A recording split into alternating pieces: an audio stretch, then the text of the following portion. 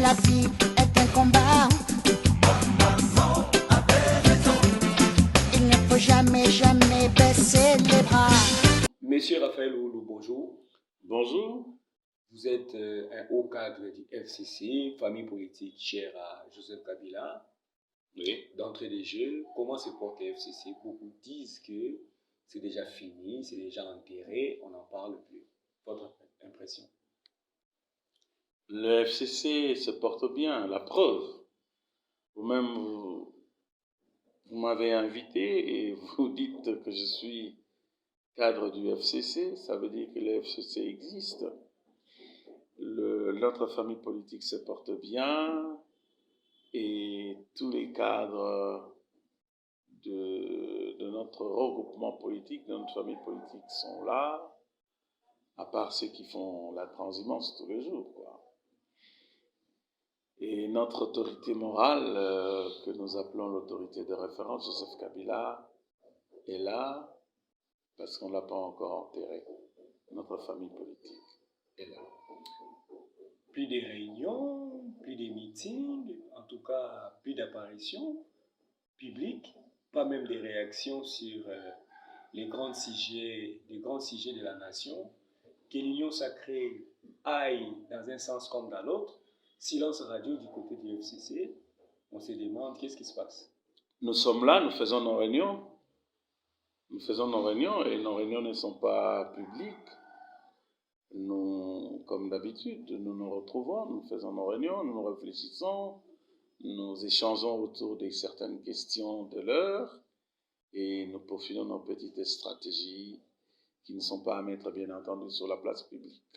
Puisque vous vous réunissez aujourd'hui, les débats c'est autour de la Constitution. Il semble, je ne dirais pas qu'il semble, puisque le président Tshisekedi lui-même a évoqué qu'il y aurait même une commission qui serait mise en place pour réfléchir sur les changements de la Constitution.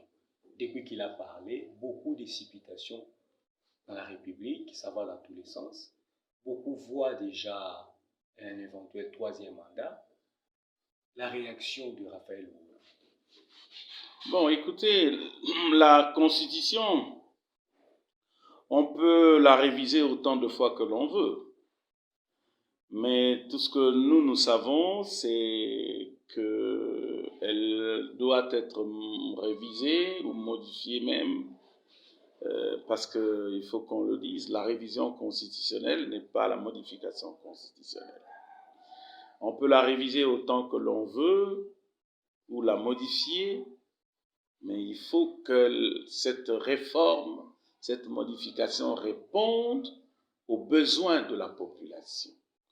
Est-ce que cette révision tient compte des besoins de la population congolaise en ce moment ou ne tient pas compte de besoins de la population ou c'est pour assouvir la soif de certains dirigeants que l'on veut changer ou modifier ou réviser la Constitution sans que l'on ne tienne pas compte de la volonté de la population, de besoins de la population, de défis auxquels le peuple congolais fait face en ce moment.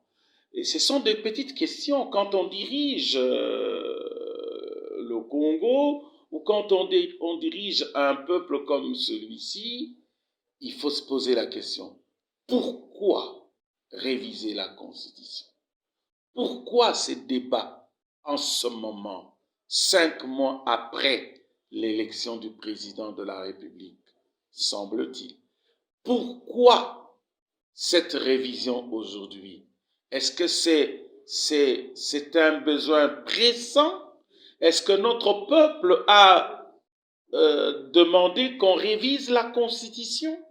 Vous qui êtes journaliste et qui êtes à l'affût des informations, est-ce que par vos micro-baladeurs, la population, à travers les rues de Kinshasa, à travers les provinces de la RDC, ont demandé qu'on révise la Constitution, qu'on change de Constitution, qu'on modifie la Constitution?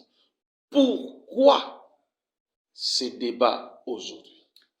Pour essayer un peu de vous répondre, beaucoup, que ce soit dans les pouvoirs, mais également dans l'opinion, ne comprennent pas que 5 mois après l'élection de Félix Tshisekedi, qu'il n'y ait toujours pas de gouvernement, qu'il n'y ait toujours pas de bureau définitif à l'Assemblée nationale.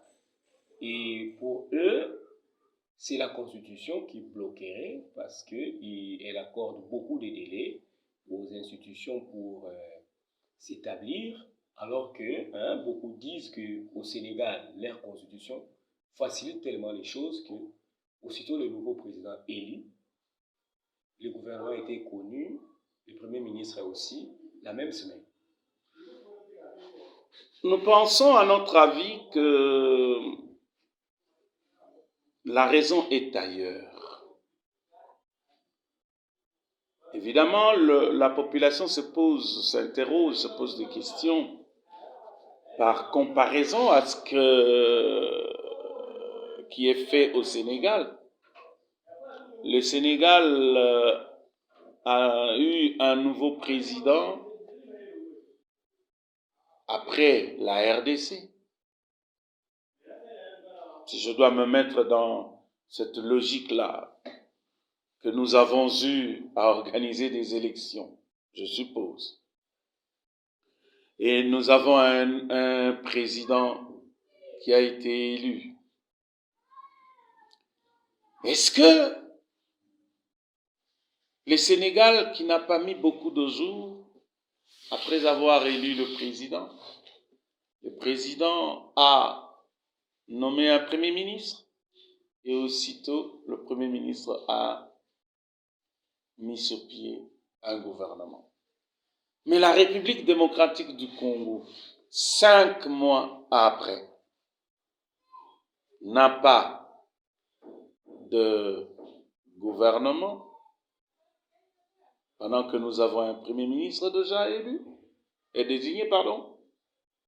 Nous avons des députés dont les mandats étaient déjà validés par les bureaux provisoires, mais nous n'avons pas l'Assemblée nationale. Le bureau définitif n'est pas là, ça patauge encore. Nous n'avons pas le Sénat.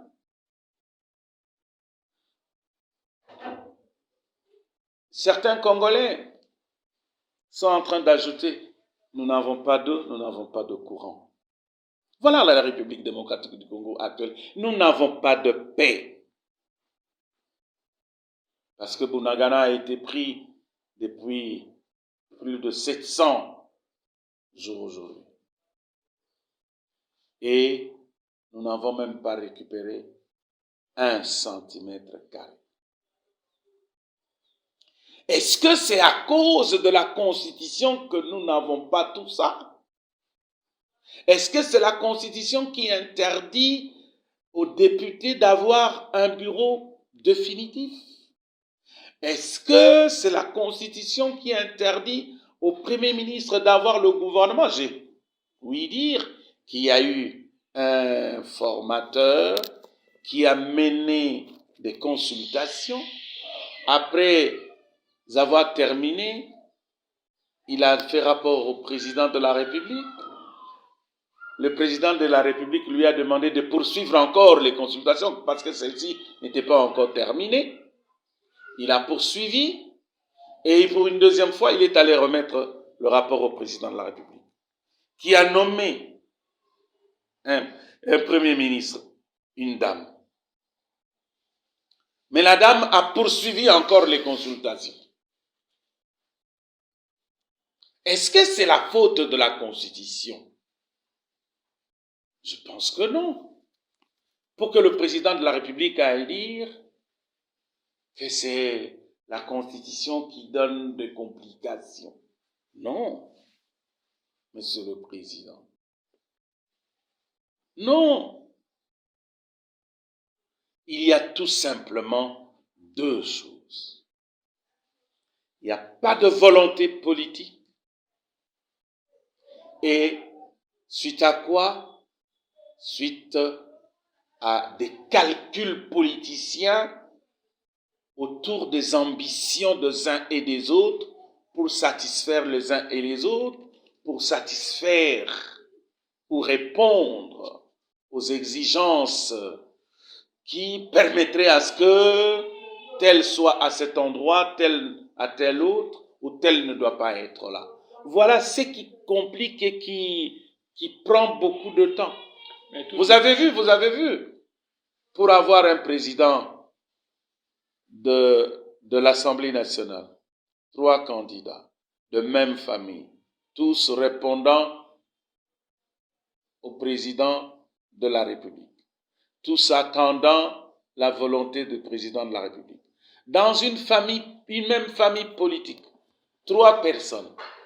Mais on vient nous sortir une nouveauté MED Union Sacrée, les primaires. Une preuve de démocratie à l'époque. Les primaires pour départager les 3 membres d'une famille politique. À l'issue de ces primaires, il y a un qui a été plébiscité. Mais étant parti rendre visite au président de la République nuitamment, le président de la République le reçoit juste à l'entrée en le saluant « Monsieur le Président de l'Assemblée nationale ». Ce n'était que le primaire, mais le président l'a déjà appelé « Monsieur le Président de l'Assemblée nationale ». Ça gêne? Ça ne gêne pas, il y a un dysfonctionnement quelque part, vous le sentez bien. C'est pas chercher la petite bête? Nous, on ne cherche pas la bête, nous sommes observateurs, nous ne faisons qu'observer, nous, du FCC. Mais tout de même... C'est dire que ce fallacieux prétexte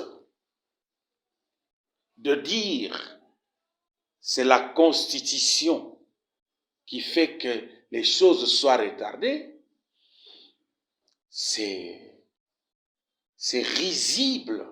Mais quand vous dites, Raphaël Oulouké, que les raisons sont ailleurs, à quoi faites-vous allusion parlant de cette révision, de cette intention de la volonté du chef de réviser la Constitution? Je viens de vous dire le manque de volonté politique, la manière de gérer les ambitions des uns et des autres dans sa famille politique, c'est-à-dire l'Union Sacrée. Qui placé là-bas, qui n'est pas placé ici, c'est elle qui sera là, non, celui-là ne convient pas, il ne va pas faire notre affaire, il faut que ça soit tel. Et voilà, c'est un peu ça. Monsieur Loulou, non, vous avez... Mais les primaires, pourquoi n'a-t-on pas organisé les primaires pour le poste de vice-président? Pourquoi n'a-t-on pas organisé les primaires pour le poste de rapporteur? Pourquoi n'a-t-on pas organisé les primaires pour les postes de questeur? Mais attends, c'est vous dire, on comprend tout. Mais si les gens croient que nous ne comprenons rien, vous comprenez quoi? Qu'est-ce que vous... Nous comprenons qu'ils n'ont pas de volonté politique. Mais justement, à faire avancer les choses. Revenons d'abord sur la Constitution. Quand vous dites que les raisons sont ailleurs, vous croyez que au-delà de ce qu'ils présentent comme argument, les raisons de la modification de cette Constitution seraient, comme disent d'autres camps politiques, la volonté d'octroyer un 3e mandat au président de la République?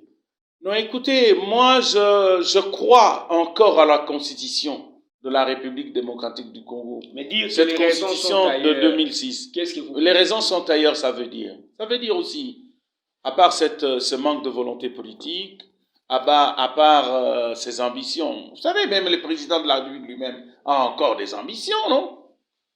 Et ces ambitions voudraient qu'il continue jusqu'à ad vitam aeternam peut-être. C'est lui qui vous a dit ça?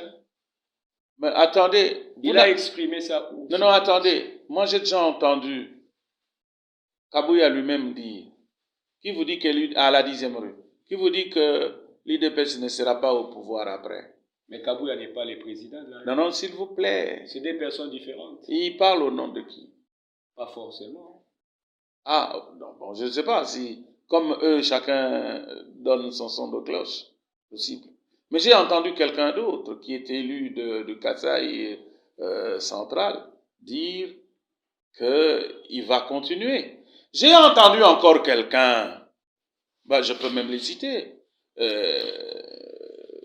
Ngoï Kassanji a dit que le président Félix va continuer.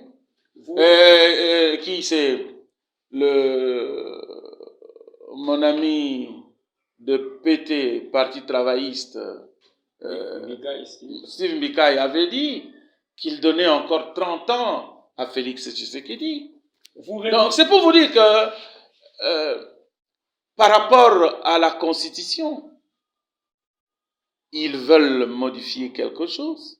Ce n'est pas un secret. Peut-être c'est un secret de polichinelle. Ils veulent que le président Félix Tshisekedi continue. Mais nous disons, la Constitution ne lui donne pas le pouvoir de continuer un troisième mandat. Non, souvenez-vous, ce sont les mêmes personnes. Moi, je ne sais pas si le peuple congolais est devenu amnésique, surtout les dirigeants politiques. Les mêmes personnes qui étaient en train de marcher à l'époque de Joseph Kabila, que l'on ne doit pas modifier la Constitution. Souvenez-vous de marches avec l'Église catholique et les abbés en tête. Pas de modification, pas de révision de Constitution. Souvenez-vous qu'il y a de mouvements qui ont été créés pour interdire qu'on touche à la Constitution. Aujourd'hui, ce sont les mêmes personnes qui sont devenues chantres de révision de la Constitution. Mais autre temps, autre mœurs. Oh, écoutez, on ne peut pas jouer comme ça avec la volonté du peuple. Monsieur Félix Tshisekedi et sa clique voudraient s'éterniser au pouvoir, comme on dit. Continuer, briguer un troisième mandat et même modifier le nombre d'années, c'est-à-dire modifier le mandat de 5 ans à 7 ans ou à 9 ans. Il y a un professeur qui avait... mon professeur, il est professeur. Mon professeur, il avait déjà lancé une idée. Qui vous fait allusion à qui? Le professeur Ndayuel. Il avait lancé une idée, une réflexion. Heureusement que mon professeur, lui, n'est qu'au niveau de réflexion. Que l'on peut aller avoir un mandat de 9 ans et tous les tshisekédistes, maintenant, ils sont en train de penser comment avoir un mandat de 7 ans. Et à partir de ce moment-là, lorsqu'on opterait pour 7 ans, lorsque cela sera mis dans la Constitution, les 5 ans passés et même ce deuxième mandat, tout tomberait et il recommencera un autre mandat de 7 ans. Donc, c'est ça la réflexion. Okay. Et il y a une commission qui est déjà en mouvement, semble-t-il. Mais nous disons la Constitution n'autorise pas. Quand on lit l'article 220, le nombre de mandats, c'est une matière verrouillée. On ne peut pas y toucher. 5 ans, c'est 5 ans. Si nous voulons être démocrates, comme on le prétend, je ne pense pas qu'en 10 ans, on ne peut pas travailler pour changer la République démocratique du Congo, le sortir de là où Joseph Kabila l'avait laissé, peut-être il l'avait laissé dans le gouffre, comme ils le prétendent, eux, le ramener au firmament, faire de la République démocratique du Congo l'Allemagne de l'Afrique. En 10 ans. Mais quand il l'avait dit qu'on ferait du Congo l'Allemagne de l'Afrique, c'est après 50 ans. Non, c'est sous son règne. Pendant les 5 ans, il savait que c'était 5 ans. Il a prêté serment sur la constitution de la République démocratique du Congo. Et il savait que c'était 5 ans. 5 ans renouvelables une seule fois. Donc, aujourd'hui, je ne vois pas pourquoi on se battrait à à modifier le mandat, le nombre d'années, etc. Non. Mais revenons un peu. Aujourd'hui, alors, ils cherchent des subterfuges pour y arriver. Et pour convaincre les esprits faibles, ils cherchent des subterfuges. Ah, la question d'autonomie des provinces. Nous avons un texte post-conflit. La constitution des belligérants. Maintenant, nous ne sommes pas... Non, ce n'est pas la constitution des belligérants. Je suis désolé. C'est la constitution du constituant congolais. Du législateur, pardon. L'œuvre des Du belligérants. législateur, s'il vous plaît.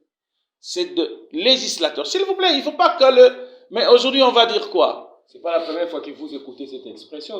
Maintenant, ce sont des gens qui ne comprennent pas, qui ne connaissent pas. Quand c'est le Parlement qui a voté, est-ce que c'était des belligérants? On a appelé les chefs de guerre, venez ici, vous les belligérants, constituez votre constitution. Sous leur impulsion. Non, non, non. J'ai entendu encore un professeur d'université qui distille des bêtises, excusez-moi, à la télévision. Que cette constitution a été faite à Kigali, et cette constitution est allée en Belgique, et en passant par Londres, et on nous a ramenés. J'étais au Parlement moi-même. Il n'y a pas de constitution qui était faite à Kigali. Ni en Belgique. Non. Non.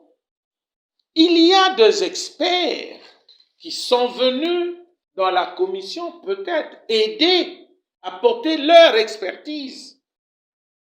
Mais dire que la constitution a été faite à Kigali, c'est faux. C'est comme ça qu'on est en train de jouer avec la psychologie du Congolais. Ah, c'était fait à Kigali, alors tout le monde va dire tout de suite, non, non, non, non, cette constitution a été faite à Kigali, il faut qu'on la rejette. De la même manière que pendant les élections, on dit non, Mwanamboka, etc., pour avoir l'esprit faible de Congolais, jouer avec leur psychologie. Et après, on a constaté que même les Mwanamboka ne fait pas mieux que les Mopaya. Mais, Raphaël Oulou. Alors, aujourd'hui, qu'un professeur d'université. Comment il s'appelle puisque vous insistez beaucoup? Oh, c'est le professeur qui a dit des idioties. Oui, des idioties. Comment il s'appelle? Franchement, c'est des idioties. Il se reconnaîtra. Il dit que la constitution a été faite à Kigali. C'est manquer de respect même. C'est peut-être une révélation. À l'institution parlementaire de la RDC. C'est peut-être une révélation. Non, quelle révélation? Peut-être qu'il connaît des choses. Non. Vous croyez que c'est à Kigali qu'il y a des parlementaires outillés pour élaborer notre constitution mieux qu'au Congo? Non, moi je ne voudrais pas marcher avec ces idées-là. Je ne les adopte pas. Mais Raphaël Oulou, disons-le aujourd'hui clairement, hein? Nous voyons, puisque le président a déjà parlé, nous voyons à côté les cadres des régimes évoqués, c'est là. Ils sont en train de s'émouvoir. Justement, au cas où cette révision arrivait même à toucher les articles verrouillés, bien, disons les perles, s'il y a même changement de la Constitution, pour que, comme vous venez de le dire, le président Félix Tshisekedi puisse avoir un troisième mandat, vous, Non, FCC, non, écoutez, comment entrevoyez-vous notre problème, c'est pas de dire comment nous, FCC, nous entrevoyons cela. Non. Mais on doit plus compter sur vous. Nous restons légalistes. Oui, le peuple congolais a beaucoup d'intérêt à compter sur le FCC. Vous venez de décliner cet aspect quand même. Non, je ne décline pas. Le Congo, la RDC doit compter sur le FCC. Justement, qu'allez-vous faire? Notre problème, c'est de rester légaliste. La Constitution elle-même nous rassure, nous réconforte. La révision constitutionnelle peut se faire. Nous ne disons pas que la révision constitutionnelle est impossible. Nous ne disons pas ça. Mais il faut savoir qu'est-ce que l'on doit réviser par rapport aux intérêts ou aux besoins de la population. On ne doit pas réviser pour le plaisir de le faire afin de satisfaire les ambitions démesurées de certains dirigeants politiques, sans tenir compte des besoins de la population. D'accord? Que ça soit de la révision constitutionnelle, que ça soit de la révision, de la modification de la Constitution, il y a des procédures dans la Constitution. L'initiative, lisez l'article 217, 218, l'initiative de la Constitution ne revient pas au président de la République seul. C'est concurremment. Il y a le gouvernement, il y a l'Assemblée nationale et les Sénats, les deux chambres, il y a la population, 100 000 signatures lors d'une pétition. Mais il faut en tenir compte. Je ne pense pas que le forcing de l'union sacrée doit aller jusqu'à ce niveau-là. C'est parce que c'est suicidaire. Parce que pourquoi? Vous savez, pourquoi il y a eu autant de rébellions lorsque notre Congo, notre pays était divisé en plusieurs parties? C'est parce qu'il n'y a pas eu la légitimité, disait-on. Croyez-vous que vraiment, s'ils font le forcing pour avoir une constitution taillée sur mesure, ils auront la légitimité? Je ne pense pas que dans ce pays. Et puis, s'ils doivent modifier les articles verrouillés qui sont contenus dans la disposition 220 de la Constitution, il faut passer par le référendum. Ce n'est pas en disant comme ça à la télévision, on va changer, comme eux, ils banalisent tout, ils vont changer par le revers de la main. Qu'est-ce que nous ferons? Nous disons, il faut passer par le référendum. Est-ce que la modification de la Constitution aujourd'hui est facile pour les régimes de M. Félix Tshisekedi? Je ne pense pas.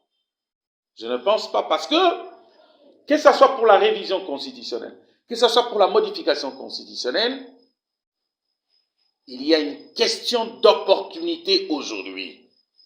Est-ce que c'est opportun de modifier la Constitution? Est-ce que c'est opportun de réviser certains articles de la Constitution par rapport aux besoins de la population aujourd'hui? Quels sont les besoins de la population? La sécurité. Est-ce qu'on peut réviser la Constitution pendant que le pays est en état de guerre, en état de siège? L'article 219 de la Constitution. Nous sommes en guerre, oui ou non? Nous sommes en guerre à l'Est. Il y a état de siège? Oui, il y a état de siège. Ituri, Nord Kivu, c'est la RDC. Est-ce que nous sommes en droit de faire la révision? Oui ou non? Ce sont des questions auxquelles il faut répondre. Ce n'est pas, on fait les jalelo à la télévision pour dire que, où les députés voient l'argent, les émoluments qu'ils vont avoir pour dire oui, on fait la révision. Non, il faut réfléchir. Moi, je demande aux dirigeants congolais, vous ne dirigez pas de morceaux de bois, vous dirigez des personnes. Réfléchis. Parmi eux, il y a des personnes réfléchies. Et il y a des personnes dynamiques. Oui, il faut réfléchir avant de poser tout acte. Raphaël, il y a des camps politiques. Si vous dites légaliste, il y a d'autres camps politiques dans l'opposition qui prévoient tenir des manifestations, des protestations. D'autres même disent qu'ils vont mettre le chaos. Est-ce que votre formation politique, le MSR ou le FCC, votre famille politique, serait prête à rejoindre, pas les chaos, pas les désordres, mais des manifestations tenues par d'autres formations politiques lorsque viendra le moment? Nous sommes légalistes, je le dis. Et nous allons user de tous les moyens démocratiques, bien sûr. Même la marche? Oui, en l'occurrence, pour protester contre la révision de la Constitution parce que elle est inopportune pour nous. Elle est inopportune parce que dans tout ça en filigrane, il y a la volonté délibérée de proroger les mandats de M. Félix Tshisekedi pendant que la Constitution ne lui donne plus le droit de briguer un troisième mandat. Est-ce que vous savez qu'on vous traite, vous tous là, d'une opposition faible, pour ne pas dire... Oui, on peut nous traiter d'opposition faible ou quoi, mais nous sommes en train de réfléchir. Attention, faites attention aux eaux dormantes. Il faut faire attention aux eaux qui dorment. Oui, vous ne connaissez pas la profondeur. Beaucoup disent Oui, nous n'avons pas besoin, nous, de faire comme eux, à l'époque où ils étaient à l'opposition. Sortir, brûler les pneus, casser les voitures, insulter, brûler les drapeaux, etc. Non, on n'a pas besoin de faire ça. Nous l'avons dit, nous, sous Joseph Kabila, nous sommes de l'opposition républicaine. Mais l'opposition républicaine a démontré ses limites. Pour preuve, aujourd'hui, le pays est géré sans les FCC, sans la majorité de l'opposition, et les régimes ne se gênent même pas. Le régime ne se gêne pas, pourquoi? Parce qu'il n'est pas démocratique. Vous l'avez dit vous-même, ce régime ne se gêne pas parce qu'il n'est pas démocratique. Oui, la manière dont les élections se sont déroulées ici, on devait se gêner. On devait se gêner. Aujourd'hui, qu'advient-il de tous les dossiers en rapport avec les machines à voter qui ont été trouvés de part de vers de gens? C'est en justice. Ouais, vous me faites rire. Vous me faites rire, M. Justin. Attendons voir que cette justice-là, on verra jusqu'où ça va aller avec ces dossiers. Voilà pourquoi il ne se gêne pas. Mais pas démocratique. Aujourd'hui, on peut dire que le FCC, les camps de Kabila, regrettent son choix de ne pas participer aux dernières élections. Non, nous ne regrettons pas. Pourquoi je dis ça? Parce que vous êtes en train de subir les décisions. Voilà, même, si on changeait même la Constitution, ça va vous impacter. Non. Mais malgré que vous vous êtes retiré. Non, tel que vous êtes en train de dire, c'est comme si l'ensemble de la République démocratique du Congo, ou le peuple congolais dans son ensemble, est d'un côté, et nous qui soutenons Kabila, nous qui avons travaillé avec Kabila, nous qui sommes avec lui, nous sommes de l'autre côté. Non. Non. S'il y a à subir, c'est le peuple congolais qui subit. Bien entendu, nous avec le peuple congolais. Mais nous ne sommes pas les seuls à subir. Mais alors, c'est ce même peuple qui prétend, que Tshisekedi prétend servir, que son régime prétend servir. C'est ce même peuple qui est en train de subir. Le mot, j'aime bien, il est bien utilisé par vous. Le peuple congolais, vous êtes en train de subir. Mais vous subissez, pourquoi? Il y a beaucoup d'arrestations dans vos rangs ces derniers temps. Arbitraire. On nous arrête pourquoi? On arrête les gens pourquoi? On dit qu'on vous fait vivre les choses, vous les Kabylistes. Ah voilà. On nous fait vivre les choses. C'est-à-dire il y a une volonté délibérée de faire du mal, de nuire. Comment vous devez nuire aux gens pacifistes comme les Kabylistes? Nous sommes pacifistes. Alors que votre chef a été cité parmi les gens qui soutiennent la rébellion des Cornets. Non, ne suivez pas les élucubrations de Kabouya. Pas Kabouya, vous n'avez pas suivi les renseignements militaires qui a présenté un conseiller. Mais écoutez, quelqu'un qui a été arrêté en janvier, et on vient lui faire parler au fin avril. Et puis, où avez-vous vu une instruction judiciaire faite de cette manière-là? C'est juste une cabale. Tout le monde a compris que c'est une cabale. Mais si c'était une cabale, pourquoi Kabila ne rentrait pas? D'ailleurs, en passant, on a dit qu'il était de retour. Confirmé ou... Joseph Kabila est en train de poursuivre ses études. C'est pas un exil.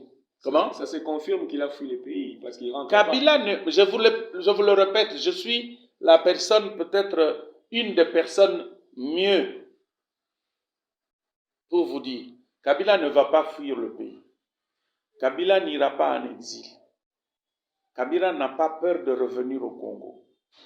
Il est en train d'étudier, il est en train de terminer ses études, sa thèse, et après quoi il reviendra dans son pays. Pourquoi ne pas lui dire de faire même un tour pour démentir les mauvaises langues? Faire un tour pour faire plaisir à qui? Démentir les mauvaises langues. Mais les mauvaises langues elles-mêmes ont compris qu'elles ont mal fait. Puisqu'il ne rentre pas, ça a tendance à confirmer son éventuelle fuite. Non, Kabila, c'est pas le genre de personne qui va essayer de faire le matu pour balobate que Donami Malakisa. Non, il a un autre caractère, ce monsieur.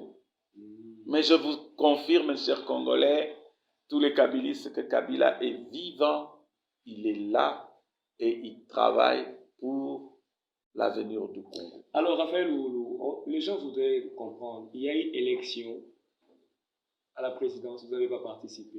À l'Assemblée nationale, à des assemblées provinciales, au sénatorial, même les élections des gouverneurs, pas des candidats. Aujourd'hui, vous êtes devenu une association sans but lucratif, ou bien vous êtes toujours des formations politiques. Nous sommes une grande formation politique. Mais le but des partis politiques, avec beaucoup d'ambition. Le but des partis politiques, Raphaël Loulou, n'est-ce pas de conquérir le pouvoir? Mais nous allons conquérir le pouvoir. Vous êtes devenus des associations sans but lucratif? Non, nous ne sommes pas une ASBEL, une association sans but lucratif. Nous sommes une famille politique. Bien sûr, les partis politiques sont des ASBEL, mais nous sommes un parti, des partis politiques, qui ne concourent pas, avec ses ambitions politiques. Qui ne concourt pas au pouvoir. C'est une exception. Non, lorsque nous sommes des démocrates, vous savez, lorsque nous savons que la démocratie est en mal à ce niveau-là, nous ne participons pas pour ne pas être entachés. Nous sommes de véritables démocrates. Aujourd'hui, si vous faites circuler votre micro-baladeur, beaucoup de gens disent, vous avez raison. Le pays est géré sans vous. Il y a même des forages qui sont achetés à 200 000 $, des lampadaires à 4 000 $. Je ne veux pas me mêler dans cette affaire de détournement. Les détournements des deniers publics en République démocratique du Congo est normalisé, vous savez. Tout ceci, en des millions de dollars. Tout ceci sont faits sans vous. Donc vous n'avez plus de mots à dire. En des millions de dollars. Oui, c'est là que le peuple congolais nous donne raison. C'est là que le peuple congolais nous donne raison. Il dit, vous avez raison de ne pas participer à cette bouillabaisse. Mais qui devait empêcher ou bien contrôler qu'il n'y ait pas ces détournements? N'est-ce pas l'opposition qui les contre? Non, attendez. Les régimes de Tshilé-Gelou, le régime de l'Union sacrée a fait son lit et 6 couches. D'accord? Et le régime de Tshilé-Gelou montre ses limites. Aujourd'hui, c'est ce régime-là qui est en train de faire notre publicité. Mais ce n'est pas la non-assistance à un peuple à danger. Non. Au moins, nous avons voulu montrer au peuple congolais, voilà les gens en qui vous croyez, voilà ce qu'ils sont réellement, des détourneurs en millions de dollars. Dans cette affaire, il y a un de vos anciens secrétaires généraux qui a été cité aujourd'hui. Mais il est allé à l'Union sacrée. M. Roubota, il est à l'Union sacrée. Pour les gens qui nous suivent, était secrétaire général du MSR. Je le salue là où il est, mon ancien secrétaire général. Mais les valeurs démocratiques que nous étions en train de défendre, que nous sommes en train de défendre, ce ne sont pas ces valeurs-là qu'il implique dans un détournement comme ça. Je suis désolé, mais au moins, c'est avec mort dans l'âme. C'est quelqu'un que j'aime bien, mais s'impliquer mais je vois le système dans lequel il est entré l'a amené là. Dernière question, c'est Dembélé qui connaît actuellement le cardinal Ambongo, vous êtes croyant. Apparemment, l'homme serait visé par la justice congolaise. On a vu des lettres.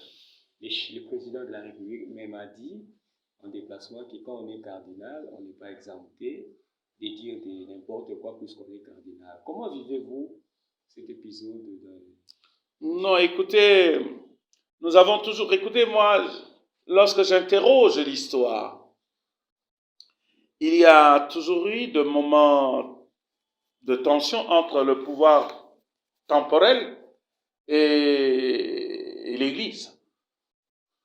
C'est arrivé. Même chez nous en République démocratique du Congo, je me souviens, le président Mobutu était à couteau tiré avec le cardinal Malula. Je me souviens à l'époque de Joseph Kabila, l'Église catholique avec Mosengo à la tête et Tchaou. Il y a eu des moments de tension aussi. Il y a des moments de tension entre Tshisekedi et l'archevêque Ambongo. C'est tout à fait normal. Mais sauf que il y a des limites. Quelles sont ces limites? Lors de son sermon, le père de l'Église peut dire, mais cela ne doit pas faire l'objet d'un mandat, d'une convocation. On dit qu'il parle le même langage que Paul Kagame concernant les Wazalendo. Ça, je ne sais pas, moi, infirmer ou Il confirmer. décourage l'armée et les militaires. Non, ça, je ne voudrais pas me mêler dans ce genre de débat. Vous savez, ici, en République démocratique du Congo, si on veut dire que vous n'êtes plus noir, vous êtes devenu jaune comme les Chinois, on vous dira que vous êtes jaune. C'est le en Chilouba, on appelle ça comment? Kadiosha. C'est le Kadiosha que l'Union sacrée est en train de faire, même à l'encontre de l'archevêque Ambongo. Et ça, je dis à nos amis de l'Union sacrée, ils sont en train de faire fausse route. Ce n'est pas bien. Il faut qu'ils arrêtent ça. Raphaël Oulou, merci beaucoup. Merci. La vie est un combat. Il ne faut jamais, jamais baisser les bras.